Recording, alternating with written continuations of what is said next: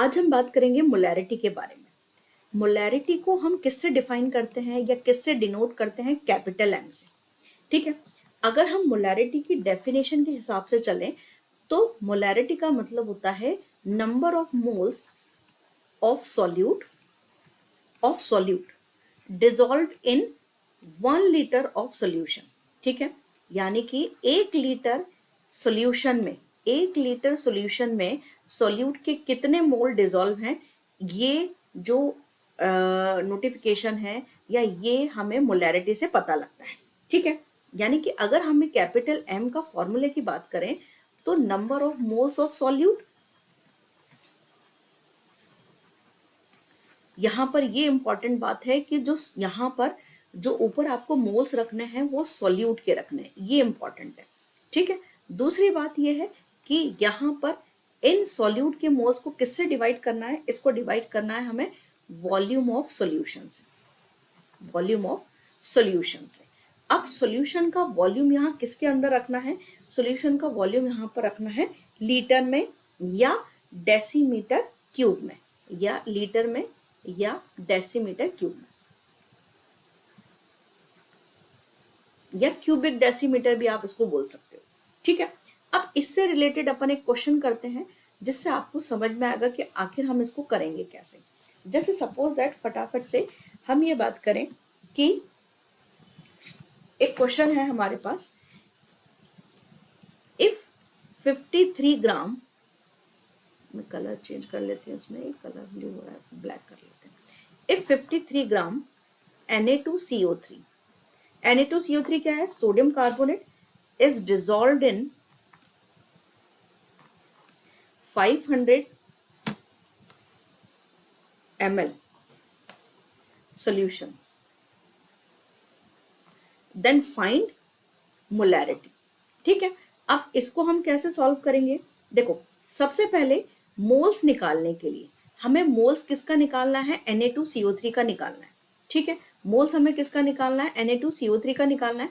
अब Na2CO3 के moles निकालने के लिए मोल्स का फॉर्मूला होता है given weight upon molecular weight. ठीक है, given weight upon molecular weight. यहाँ पर गिवन वेट कितना है? 53 ग्राम।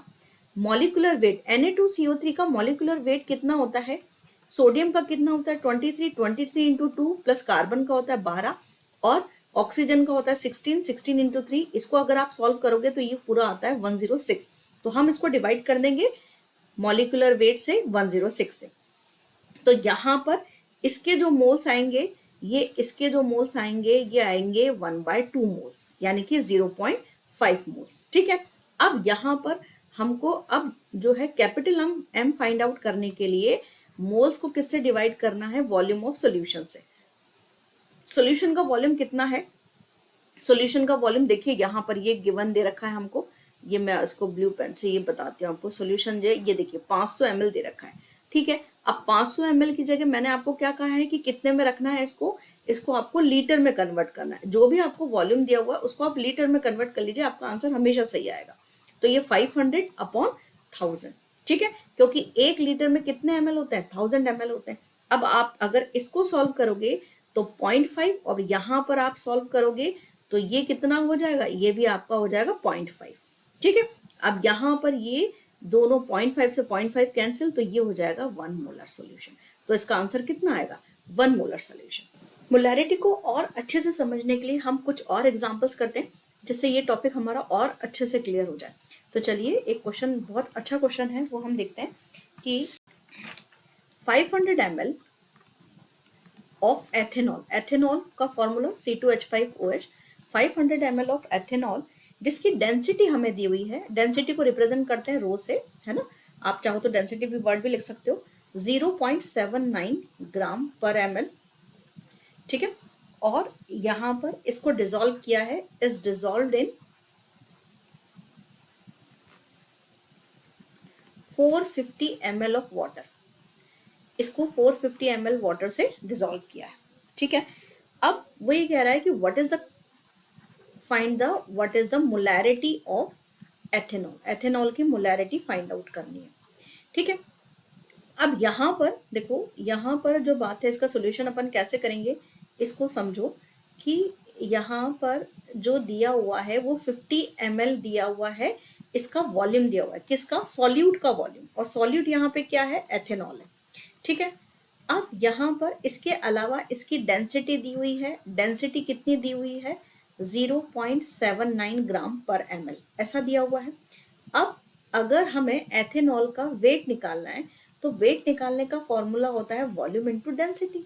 अब हम क्या करेंगे कि 0.79 इंटू 50 को मल्टीप्लाई करेंगे, जिसका जो आएगा 39.5 ग्राम, यानी कि हमारे पास जो एथेनॉल का गिवन वेट है वो 39.5 ग्राम है। अब हम यहाँ पर जो है मोल्स निकालेंगे। मोल्स का फॉर्मूला क्या होता है, given weight upon molecular weight, ठीक है। अब यहाँ पर जो गिवन वेट है वो है 39.5, जो हमें गिवन नहीं था लेकिन हमने वॉल्यूम और डेंसिटी की मदद से निकाल लिया। अब यहाँ पर इसका जो मॉलिक्यूलर वेट होता है, एथेनॉल का जो मॉलिक्यूलर वेट आता है वो 46 आता है। अगर आप इसको देखना चाहो तो C2H5OH, देखो carbon 12 into 2 plus hydrogen 1 into 5, 1 point something होता है तो आप 1 ले सकते हो, है ना, कैलकुलेशन में वो सही रहता है। ऑक्सीजन 16 प्लस हाइड्रोजन यहाँ पर H का 1, इनको सबको टोटल करोगे तो 46 आएगा। तो इसका जो मॉलिक्यूलर वेट है वो है 46। ये तो इसके मोल्स हो गए, ठीक है। ये हमारे पास क्या आ गया, ये हमारे पास आ गया है, ये हमारे पास आ गया है मोल्स, ठीक है। अब उसके बाद यहाँ पर जो मोल्स के बाद अब हम ये करेंगे कि हमारे पास वॉल्यूम ऑफ सॉल्यूशन, अब हमें क्या निकालना है, वॉल्यूम ऑफ सॉल्यूशन। सॉल्यूशन का जो वॉल्यूम है वो कितना है, सॉल्यूशन का वॉल्यूम है 50 ml एथेनॉल का प्लस 450 ml सॉल्वेंट का जो कि है वाटर, तो ये टोटल आ जाएगा 500 ml, ठीक है। अब यहाँ पर हमारे पास जो फॉर्मूला था moles upon volume of solution, moles किसके, सॉल्यूट के, और यहाँ पर वॉल्यूम किसका, सॉल्यूशन का, ये ध्यान रखिएगा। तो यहाँ पर वॉल्यूम ऑफ सॉल्यूशन, ठीक है। अब उसके बाद यहाँ पर इसको हम सॉल्व करेंगे 39.5 अपॉन 46, और वॉल्यूम कितना है 500, लेकिन वॉल्यूम ml में है, हमें निकालना किस में है, लीटर में, तो हम किससे डिवाइड कर देंगे, 1000 से। नाउ 39.5 अपॉन 46, उसके बाद यहाँ पर हम इसको फ्लिप करेंगे, ये जो 1000 है हमारा अपॉन 500, ठीक है। इसको कट करेंगे, ये 2 टाइम्स कट हुआ, और यहाँ पर जब 39, इसको मैं यहाँ सॉल्व कर देती हूँ, यहाँ थोड़ा सा अच्छा स्पेस है मेरे पास, 39.5 अपॉन 46 इंटू 2, ये यहाँ से ये डेसिमल हटेगा तो ये आ जाएगा 2 5 ज़ा 10 और 5 1 ज़ा ये 5 7 35 और बचे 4, तो ये हो गया आपका 79, ये हो गया आपका 79 अपॉन 46, ये हो गया। और जब आप इसको सॉल्व करेंगे तो ये करीबन 1.7 समथिंग आएगा मोलैरिटी में, तो आपका आंसर यहाँ पर ये हो जाता है 1.79, इसका आंसर है। इसको और क्लेरिफाई करने के लिए हम कुछ और न्यूमेरिकल की प्रैक्टिस करते हैं। एक और क्वेश्चन हम करते हैं जिससे हमें ये जो है और कुछ एक नए कंसेप्ट के बारे में पता लगेगा। इसमें क्वेश्चन है कि 4.9 ग्राम H2SO4 present in 500 centimetre cube जो है इसमें सॉल्यूशन का दे रखा है, और इसमें मोलैरिटी पूछिए। अब यहाँ पर इसको अगर हम सॉल्व करेंगे तो देखिए इसका सॉल्यूशन कैसे होगा। सबसे पहले तो H2SO4 है, H2SO4 का मॉलिक्यूलर वेट बताइए, वो होता है 98, ये हम प्रीवियस वीडियोस में देख चुके हैं, और इसको आप याद रख लीजिए कि जो H2SO4 का मॉलिक्यूलर वेट है वो 98 ही होता है। अब यहाँ पर जो इसका गिवन वेट है, गिवन वेट कितना है 4.9, और इसका मॉलिक्यूलर वेट कितना है 98, तो ये हम अगर given weight upon molecular weight करोगे तो ये तो इसका मोल्स आ गया, चलिए ये तो हमारी बात आ गई मोल्स की। अब उसके बाद यहाँ पर जो सॉल्यूशन का जो दिया हुआ है हमको कि सॉल्यूशन का जो वॉल्यूम है वो है 500 सेंटीमीटर क्यूब। अब यहाँ पर बच्चे ये कंफ्यूज हो जाते हैं कि भाई 500 सेंटीमीटर क्यूब है, इसको हम इसको हम कैसे लीटर में कन्वर्ट करें। तो ये ध्यान रखिए 5 सेंटीमीटर क्यूब जो होगा वो 500 सेंटीमीटर क्यूब लिखें या 500 ml लिखें, वो बात बराबर होती है, ठीक है। यानी 1 centimetre cube equals to 1 ml।